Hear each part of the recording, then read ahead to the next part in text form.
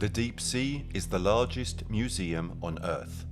It contains more history than all the museums on land combined, and yet we are only now penetrating it. Robert Ballard.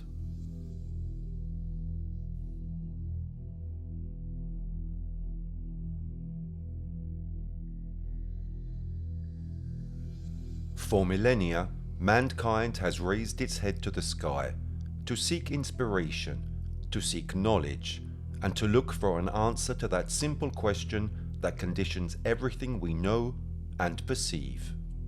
Are we alone in the universe?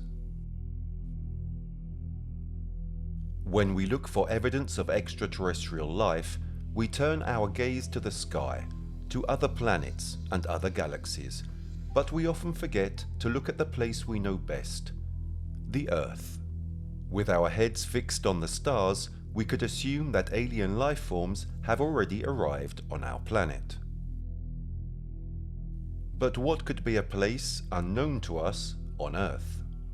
A large amount of the Earth's surface that has remained largely unexplored. The answer is clear: the seabed. What really lies at the bottom of our oceans? Because if aliens really have already landed on the Earth and are hiding, what better place to do so than the ocean? The deep sea, that part of the ocean that is perpetually in the dark, has an area of almost 103 million square miles, and we have no idea of what lurks down there, since less than 5% of the ocean has been explored. Indeed, many scientists consider it the final frontier for exploration on Earth. Dark, bubbling ecosystems at the bottom of our seas, where the Earth's crust cracks, spewing rocks, gases and heat.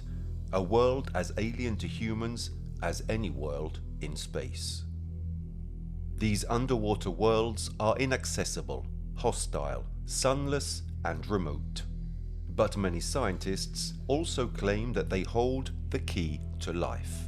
About 4 billion years ago, according to one of the hypotheses, the chaotic chemical composition of the seabed made the development of the first organisms on Earth possible.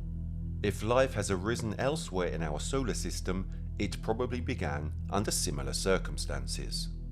The only way to know for sure is to go looking for it. Over the years, finds or sightings of gigantic unexplained underwater masses that seem to resemble alien spaceships or bases have accumulated.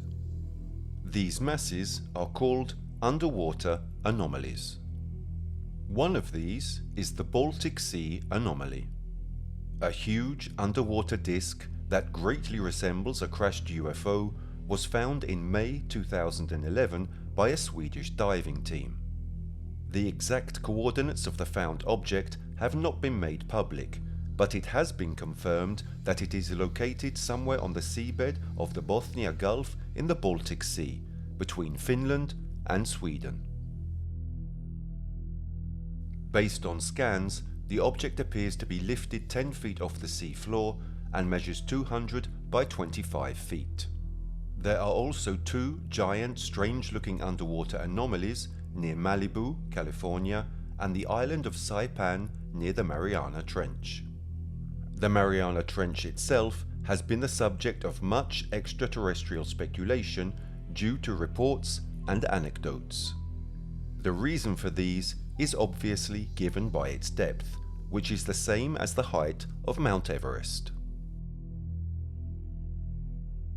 The Challenger Deep is the deepest point of the Mariana Trench and also of the entire Earth's surface, located at a depth between 10,898 meters and 10,994 meters below sea level. With such a great depth and our inability to reach it, how are we supposed to know what's really going on down there? There are also many conspiracies surrounding huge landforms scientists found beneath Antarctica in 2019, some as tall as the Eiffel Tower, which have actively carved deep channels into the ice floe above. Many enthusiasts have noticed what appear to be spaceship entrances into it. Alternative explanations for these usually include: it's a pile of rocks, it's a piece of a submerged human civilization, glaciers or asteroids made it, and some piece of military equipment fell into the water. But let's analyze more serious things and more detailed reports. One aspect of the UFO phenomenon that has always had a following but still continues to remain more or less in the shadows are the so-called unidentified submerged objects, or alternatively unidentified submarine objects. Identified as USOs, they include all those strange sightings and encounters of unidentified vessels underwater. There have always been reports and sightings of mysterious objects whizzing quickly under the surface of the oceans. USOs are certainly less well known than their counterparts, which have captured our imagination above the water. But perhaps the fact that they are even more inexplicable and enigmatic draws us to them so much. In fact, just like the traditional UFOs that can be seen in our skies and that are part of various stories of alien sightings and abductions, the USOs are no different. Many cases of inexplicable facts come to us from the depths of the sea, inscrutable forces that always seem to elude us. Perhaps one of the most famous cases of abduction by a USO is that of Betty Andreasen Luca in 1950, a name that is perhaps not new for ufology enthusiasts. Hailing from Massachusetts, this woman suffered multiple abductions, and her case has been extensively studied by UFO researchers. After the popularity elicited by the publication of the novel The Andreasen Affair, released in the late 80s and written by the author and UFO researcher Raymond E. Fowler, the woman participated in multiple radio programs and television interviews, where she recounted her experiences and thoroughly discussed her encounter with grey aliens, all accompanied by sketches and drawings of the incidents, which she drew herself. What we are interested in addressing, however, with regard to USOs, is an incident that occurred when she was only a child, that she discovered sometime later thanks to the regressive hypnosis sessions which the woman underwent, a series of tests and examinations that took place during the 12 months in which the investigation into her case was carried out. According to Betty's testimony, it was 1950 and she was just a small child. On a perfectly normal evening, while she was at home, the little girl would have been carried away by what she called a wheel-like vehicle. Once on board, she claims that the vehicle took off at full speed, but, unlike the other times, it did not hover in the air, but was directed towards a water surface at dangerously high speed. Betty remembers bracing herself for what could only be an imminent impact, a catastrophic collision with the surface of the water, as the vehicle hurtling over it showed no sign of slowing down. But, unlike anything that little Betty could have foreseen, instead of crashing into the water, the vehicle submerged gently and continued its descent without problems, and without even a jolt. After some time, it was still travelling at great speed underwater. With the increasingly dark sea that was surrounding it, the vehicle would have entered, according to Betty's testimony, into a submerged system of tunnels and frozen caves, covered with icicles along its walls and lit almost like day. By what? She couldn't be sure. The vessel would then eventually reach a huge underwater dome, no doubt a base of some sort. The little girl was shocked at what she saw. All around her were a vast group of people, suspended in a kind of animation inside huge glass containers, frozen, like fossilized insects that can be found in amber. The woman described this vision in depth, an experience so deeply personal and shocking that it leaves you speechless. Even the author Fowler, who listened to what she said under hypnosis, described it as a testimony that was so bizarre it even gave him chills. Hundreds and hundreds of people, wearing clothes from different historical periods, placed in what can only be described as sets, depicting the relevant historical period. There were people of all ages enclosed in these huge glass containers, row upon row, sometimes even together with animals, filling that huge submarine base. Fowler later dubbed it a museum of time. The author was so shocked to hear one of the woman's recordings that it is almost difficult to believe his testimony. A cold chill coursed through my body when Betty was describing people and animals enclosed in glass cubicles in an icy cavern. It's hard to know what to make of this testimony, and given that Andreasen continued to report other encounters with aliens, whom she claimed were angelic servants of Jesus Christ, her accounts were met with some skepticism. Another very interesting case of kidnapping by a USO is that of Filiberto Cardenas in 1979, near Hialeah, Florida. On the evening of January the 3rd of that year, Cardenas, then 46, received a call from his friend Marty, inviting him to go into town to buy a pig for the following weekend's roast. Unfortunately, Cardenas, Marty, Elizabeth, Marty's wife, and their daughter Mirta were unsuccessful in their intent. All the pig for sale had already been claimed. On their way back home, on Highway Route 27, returning towards Okeechobee Road, in the darkness, their car engine stopped inexplicably. Marty, who was driving, tried several times to restart the car without success. The two men therefore got out of the car. Marty opened the hood to check the battery cables, but everything seemed normal. Unable to understand why the engine had suddenly died without warning and without obvious problems, they tried starting the car again. The result remained the same. They once more got out of the car and checked the engine again. It was then that suddenly they heard strange noises, a humming, and at the same time, all around them and reflected in the engine of the car, a myriad of different colours, a glow of red and purple lights dancing among the trees that lined the street. At that very moment, a red-violet light cut through the twilight, and there was an intense noise, like buzzing of thousands of bees, remembers Cardenas. The car began to shake as if an earthquake were in act, and the lights turned blinding white. Cardenas recalls, "I tried to move, but I was paralyzed in position, unable to do anything, even unable to move my arms. I could hear the screams of the women in the car. I looked down and saw that I was suspended in the air and rising. When I was about 8 to 10 feet above the car, everything went dark, and I don't remember what happened." Marty, still with his head inside the hood, saw his friend rise towards the sky, as if being dragged by an invisible force. He too felt that same force that made him as light as a feather, but he managed to hold on to the car with all his strength and avoided being dragged away. He could barely see Cardenas yelling, "Let me go! Let me go!" when suddenly a large and heavy UFO began its ascent into the sky and flew off without a trace.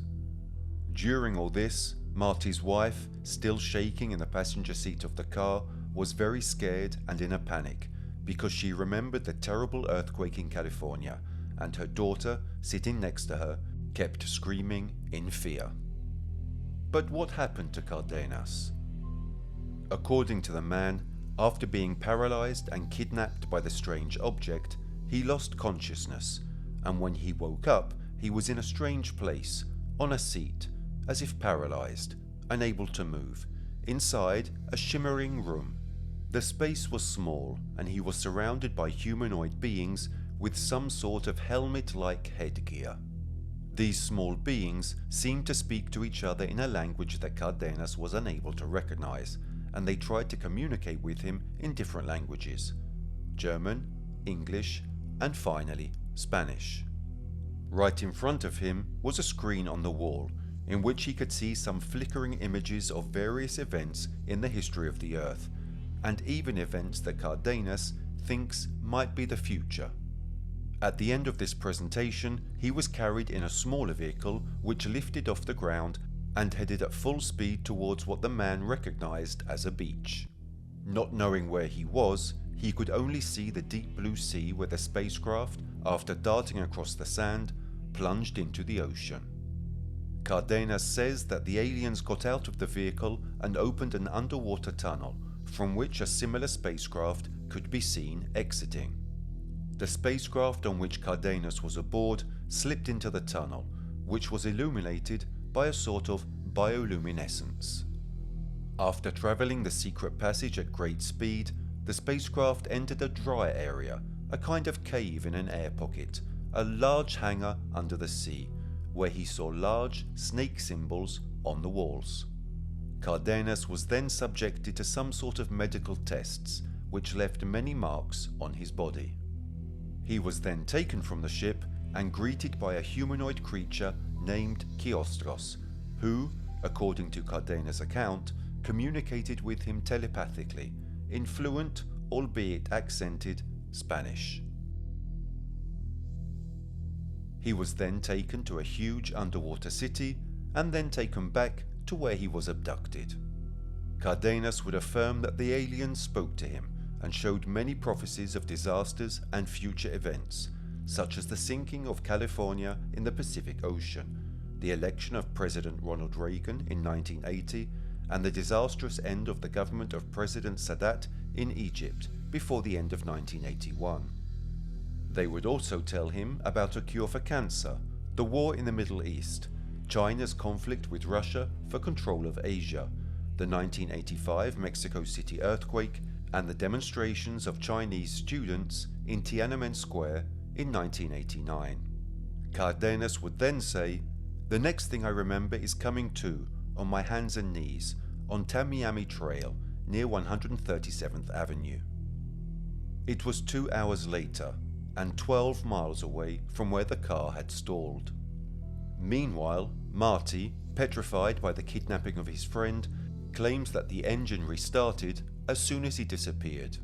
He and his family rushed to Hialeah, where he immediately reported the incident to local police, who listed it as a missing person report.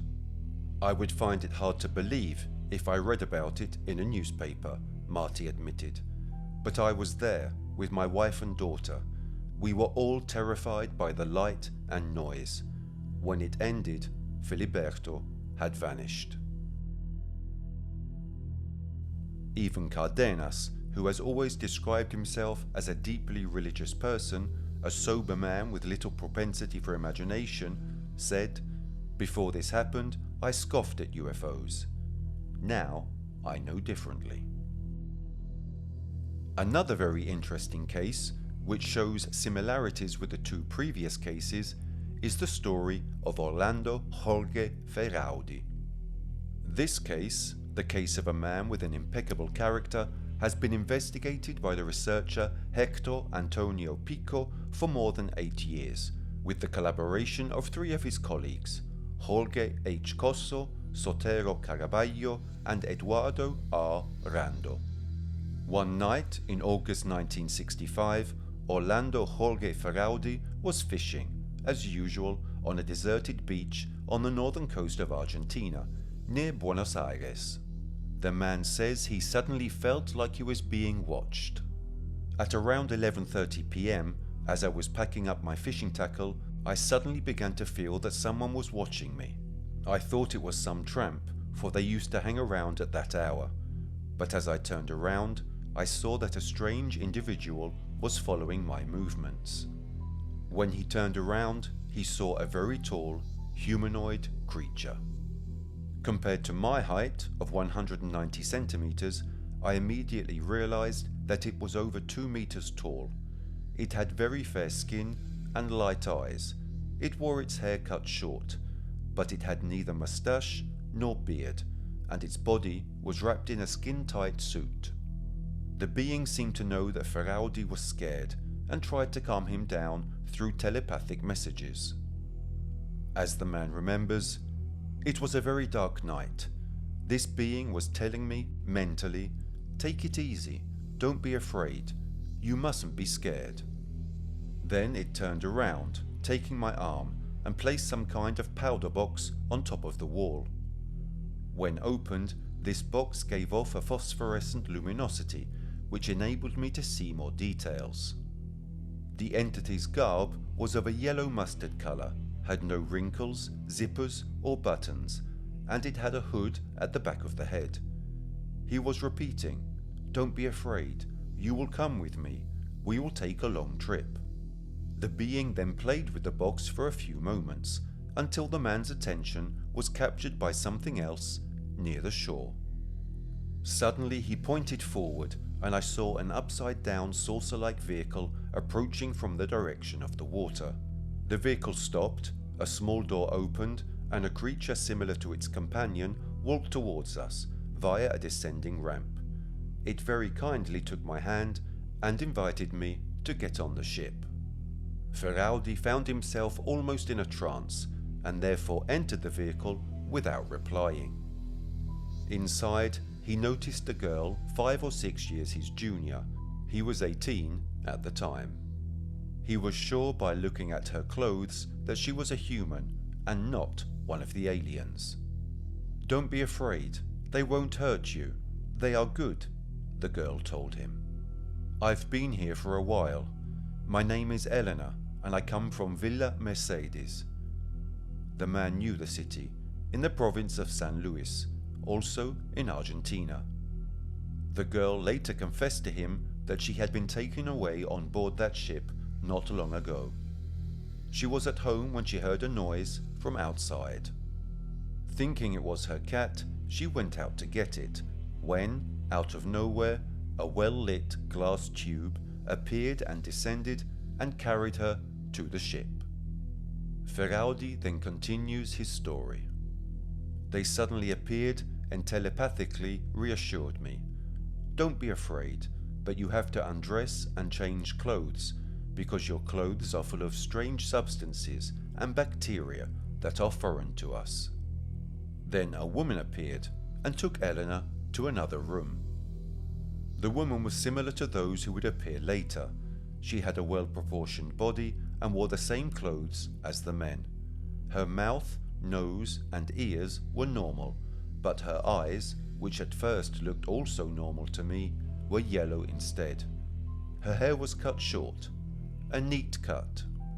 They took my clothes, which I was forced to remove on their command after they had completely taken control of my will, and put them in a box that looked more like a television, with thick green smoke being produced inside. Ferraudi would then assume it was probably to disinfect the clothes. The being then made him put on some kind of overalls, and he was told that they would travel underwater across the ocean to Africa. They gave me a suit similar to theirs and allowed me to dress myself. I told them it was too tight for me, but they kept insisting. I found the opening in the neck, then pulled one leg through, then the other, and the suit spread out and completely covered my body.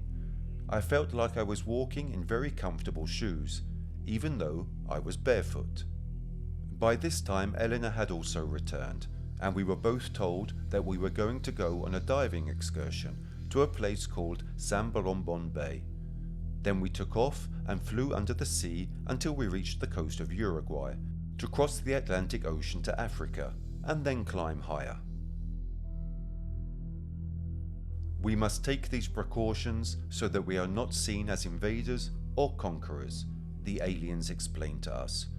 We want humanity to slowly get used to us, to see us like themselves, since we are not strangers in this part of the universe.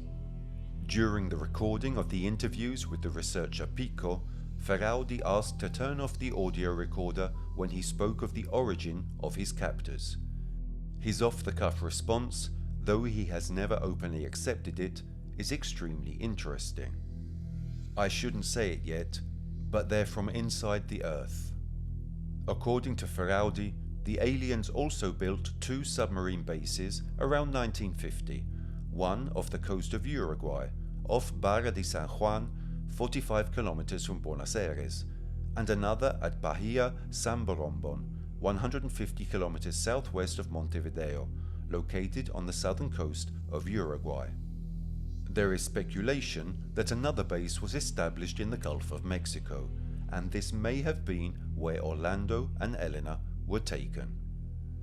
As the ship climbed higher and higher, continued Feraldi, I noticed that the internal walls were smooth and that the only remarkable thing in its structure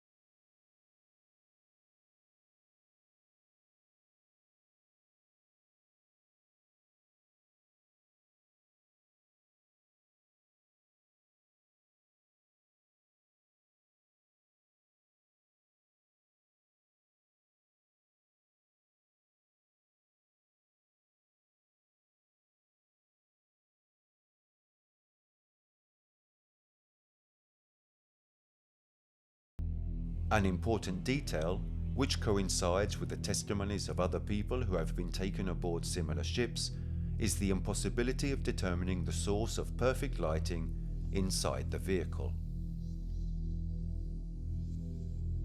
It was as if the air itself was a conductor of electricity, Ferraudi observed. We were then shown the ship's engine. It was round and elongated, extending along the edge of the ship, which had a diameter of about 70 meters. It was made up of interconnected spindles. I was also able to meet other similar creatures who worked there, but they wore blue clothes and gloves, and had some kind of visor and helmet that covered their faces.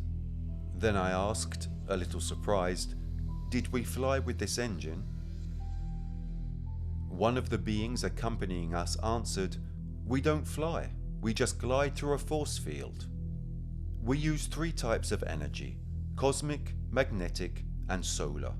For spatial movement, we can use all 3, or even just one. As for our ship, which you call a flying saucer, it is made of one piece, and when we build it, it's as if we pour it, ready-made, and then glue the windows to it."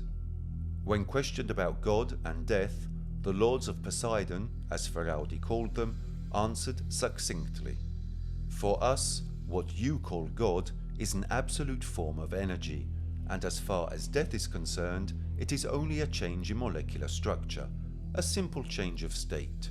We reserve sex for procreation, but we have families, and we know love. Our life is much longer than yours.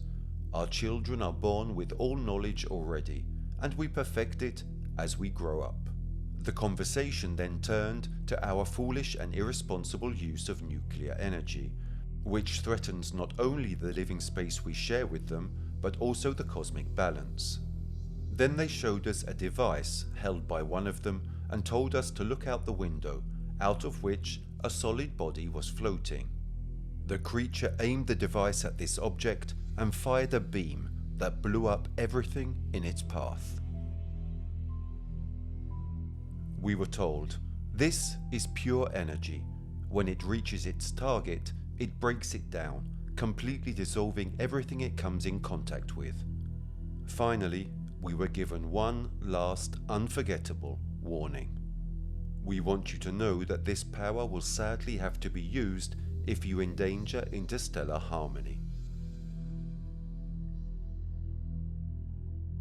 After that, Orlando and Eleanor were told that they would be taken back to the place where they had been abducted, and that, for a while, they would not remember anything.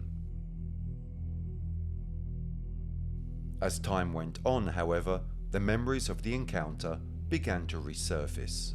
For example, Ferraudi was able to recall that upon their arrival, the creature had asked him to lean forward, directing a beam of high-intensity light at him, which had put him to sleep. When he woke up again, the sun was almost up, and his body, arms, and legs were numb, and he couldn't remember if he had caught any fish during the night. So, somewhat confused, he gathered up his equipment and went home.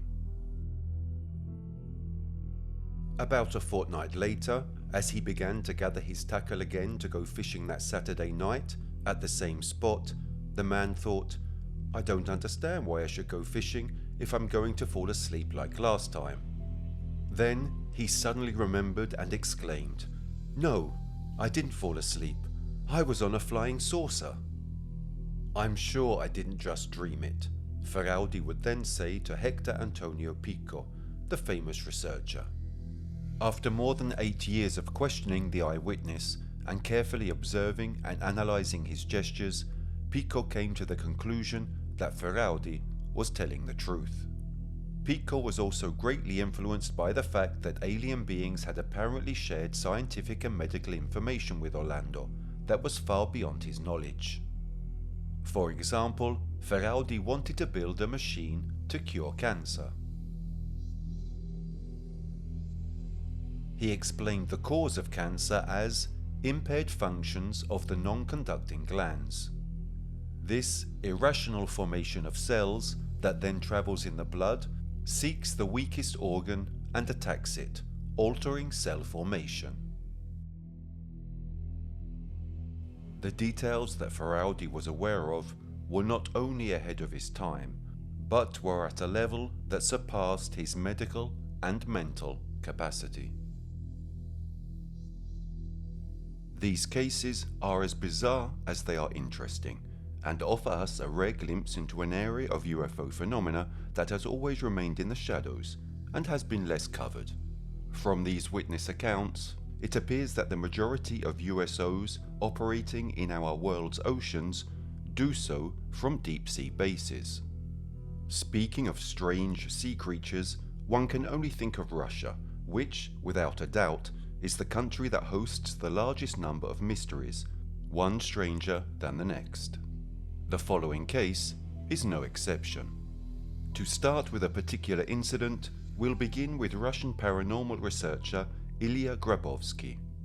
In the 1930s, he was following and exploring strange happenings around Lake Issyk-Kul, a deep body of water located between the Kungay-Alatau Mountains to the north and the Terskay-Alatau Mountains to the south, part of the Tian Shan mountain range, located in present-day Kyrgyzstan. Issyk-Kul means warm lake, a reference to the fact that the lake never freezes, despite being surrounded by frozen mountains. Grabovsky, in his explorations, had heard of legends of hidden caves in the area, so he contacted a local man who seemed to have stumbled across something out of the ordinary. At first, the man was quite reluctant to describe his experience, but after various attempts, the researcher managed to convince him to share his knowledge. He thus told Grabovsky how he and his friends were fishing on the northwestern shore of the lake, when, inadvertently, they saw a cave in the distance. After a quick inspection, they determined it was inaccessible, so they decided to return the next day, with ropes, torches, and pickaxes. And this they did, the following day.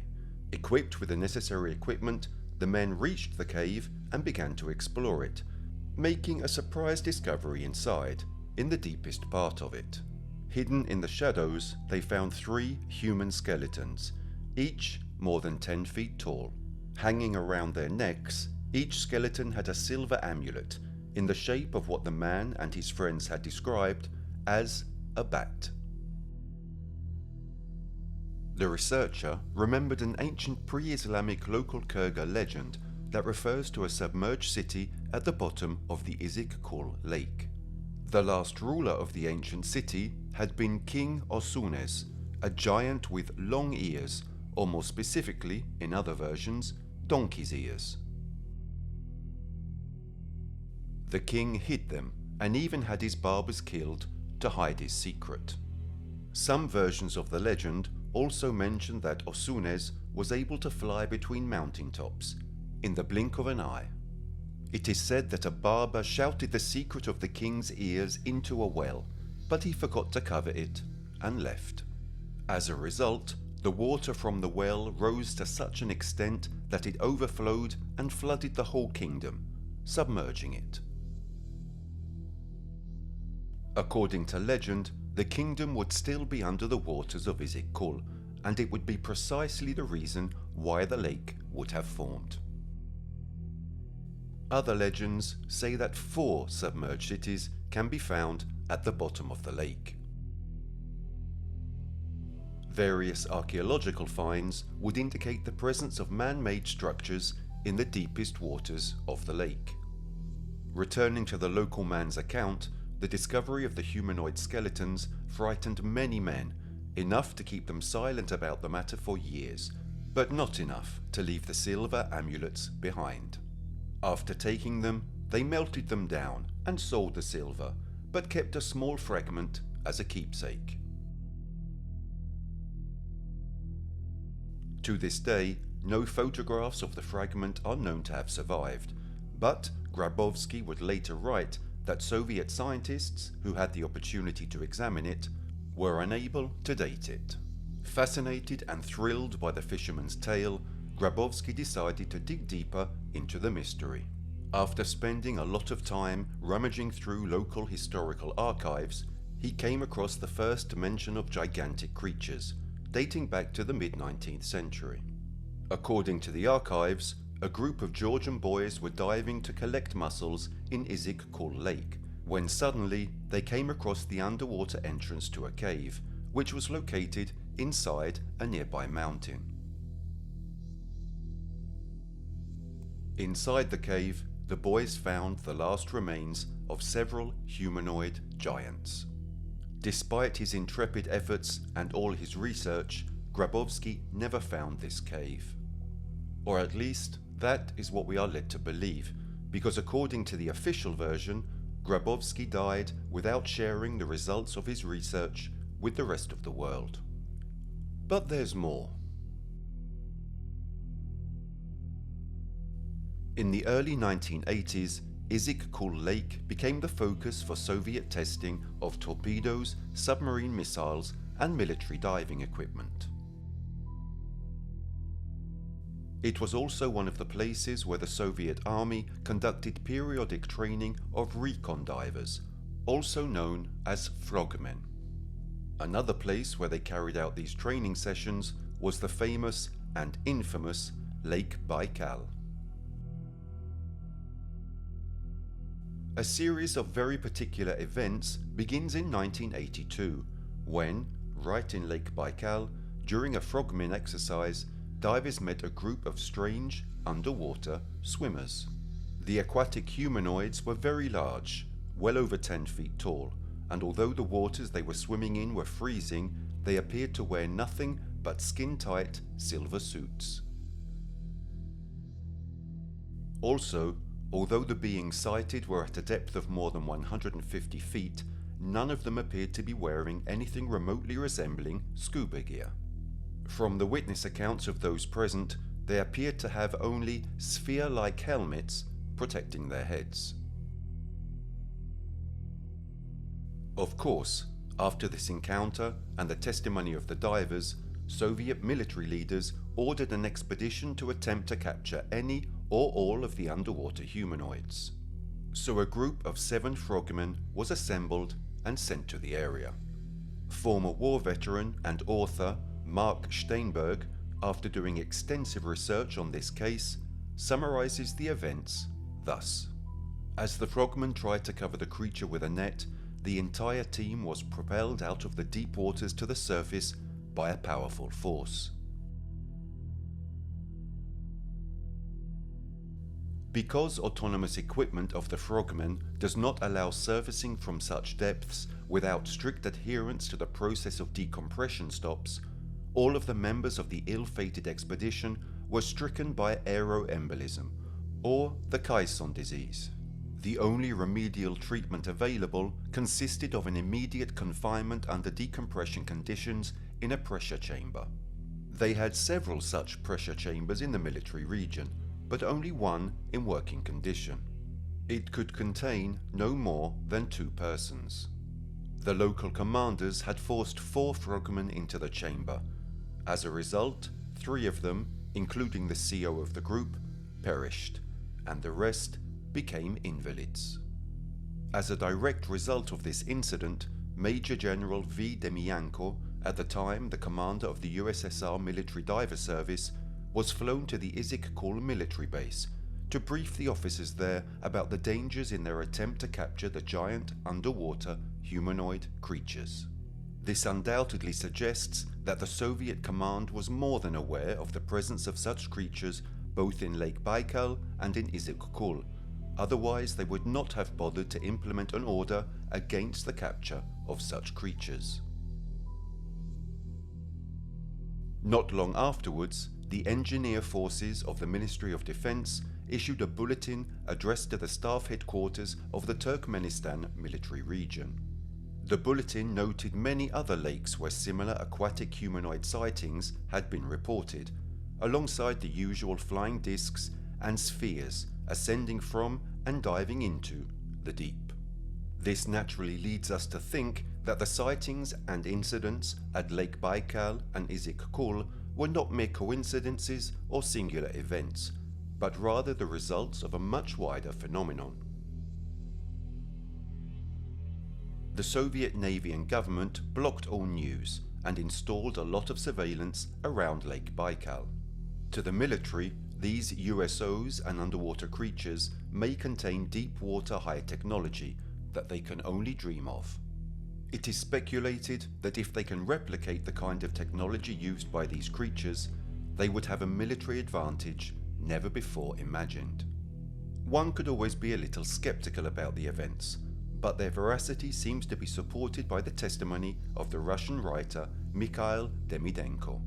Upon learning of Steinberg's story in 1992, Demidenko admitted that he had spent some time at Lake Baikal in the mid-1980s on an assignment from the USSR Union of Writers. And it was there, he later remembered, that the fishermen of Irkutsk told him a particular episode: to have seen Soviet divers being ejected from the water with great force and speed to a height of about 30 to 50 feet above the surface of the water. The fishermen were obviously unaware of any encounters with strange underwater creatures, and knowing only that the lake was being used for training, they only wondered why the Soviet military subjected their divers to such tests, as they seemed very dangerous.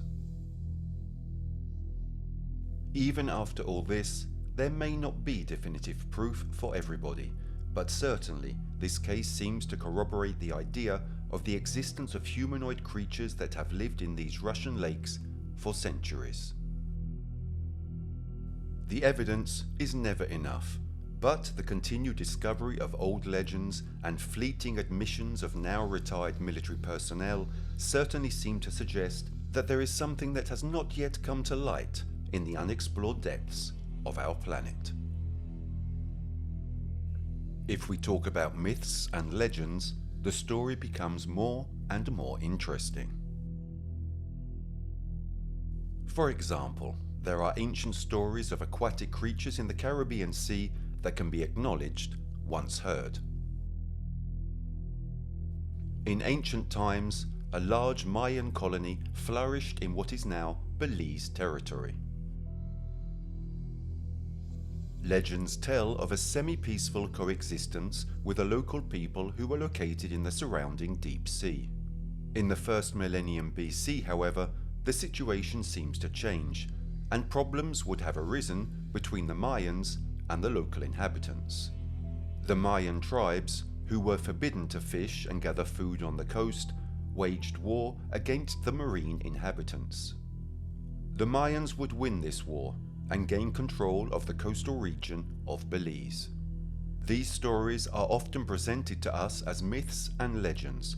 However, information about encounters with merpeople and other sea creatures in Central America makes its way through the centuries to today. Spanish and Portuguese sailors, and later Turkish and Dutch traders, wrote about these beautiful seas during the Middle Ages.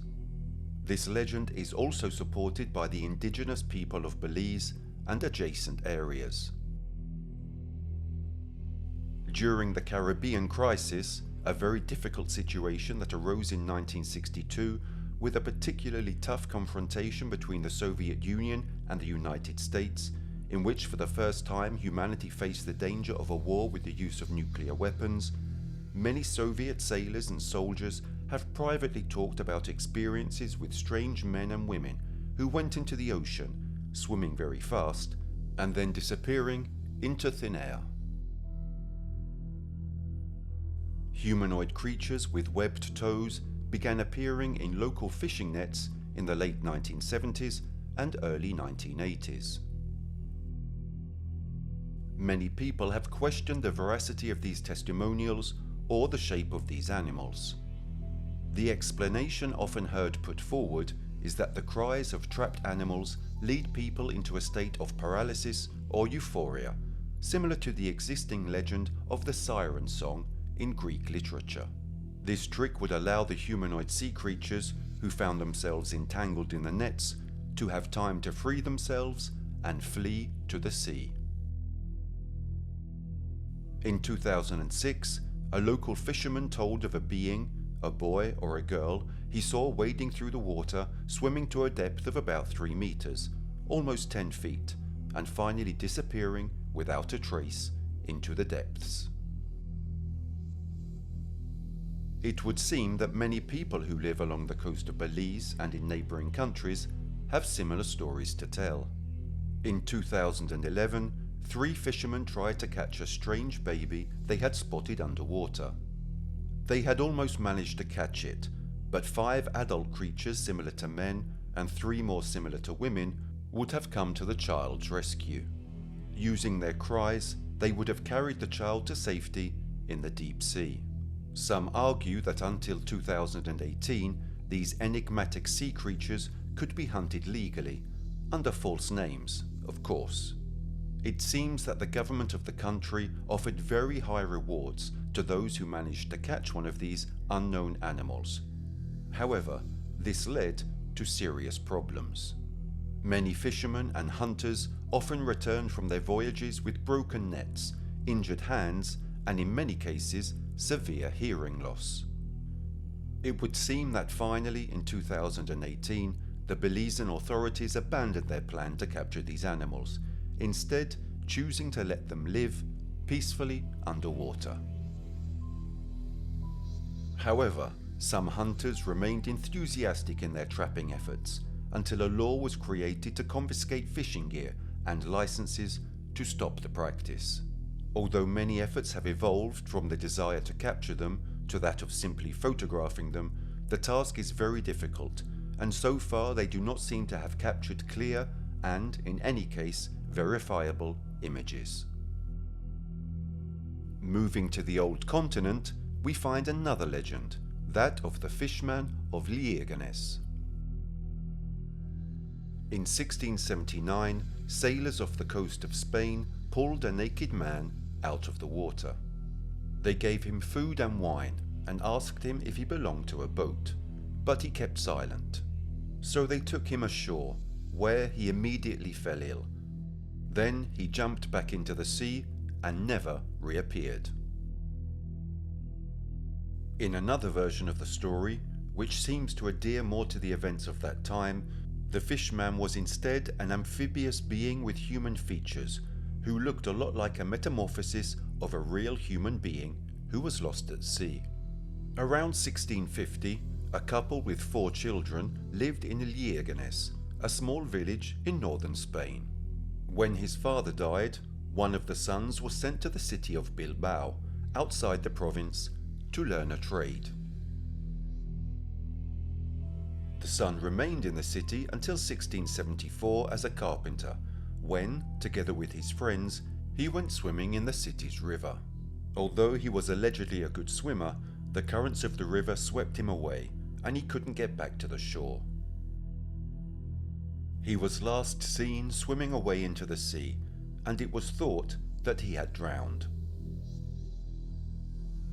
However, 5 years later, fishermen in southern Spain noticed that a strange creature had become entangled in their nets, and, despite the attempted capture, the being managed to escape. Until, after weeks of rumours circulating in the village, some fishermen managed to capture the creature by tricking it with loaves of bread. Brought on board, they noticed that he had human features. He looked like a normal boy if it weren't for a strip of scales that went down from his throat to his stomach, and what seemingly were gills around his neck. After several days of torture, the creature finally articulated a word, Liegenes, but no one knew what it meant until a northern sailor recognized it as the name of a small village in northern Spain. Contacting the village, no one was aware of the creature, but from its physical description, white skin and thin red hair, it was recognized as the boy who had disappeared in Bilbao 5 years earlier. The creature was taken to Liegenes, where it managed to find its way home on its own, where its mother recognized it immediately. The fishman was allowed to stay and live with his family, although he never seemed to fully adapt to the human way of life.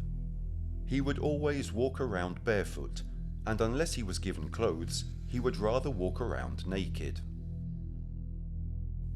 He would eat a lot, but sometimes didn't feed for a long time, and was very obedient, but never showed enthusiasm for anything. After 9 years of living in such a fashion, he went to the sea to swim, and was never seen again, preferring the life he had led underwater to his previous one on land. Moving to Japan instead, we find another very interesting, and it would seem more recent, legend. A few years ago, in fact, the rumour spread of the existence of a gigantic humanoid being that lived in the ice of Antarctica. The Ningen, which in Japanese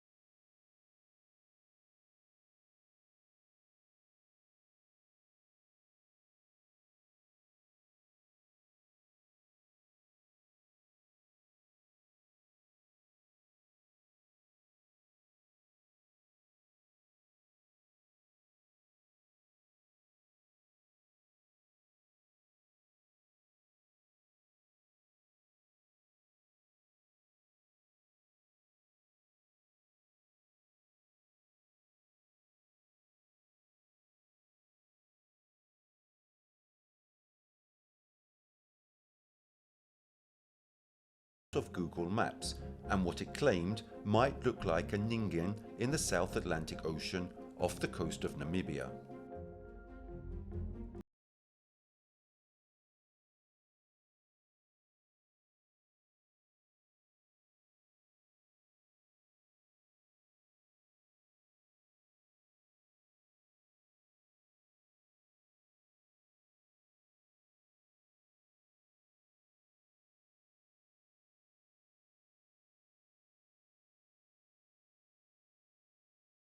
To have been kept a secret by the Japanese government for many years.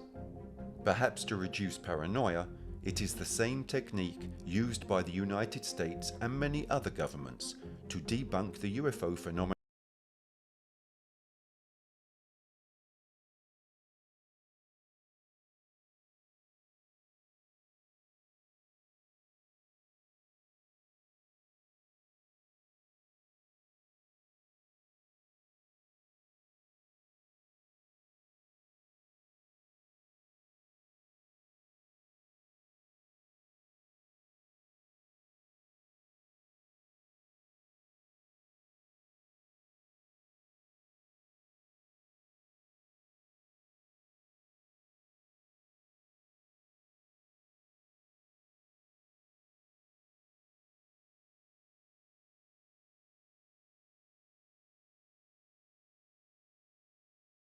However, for the most fanatical of UFO enthusiasts, the hypotheses turn more towards their strange shape, which could have been mistakenly confused with submarine vehicles, commonly referred to as USOs.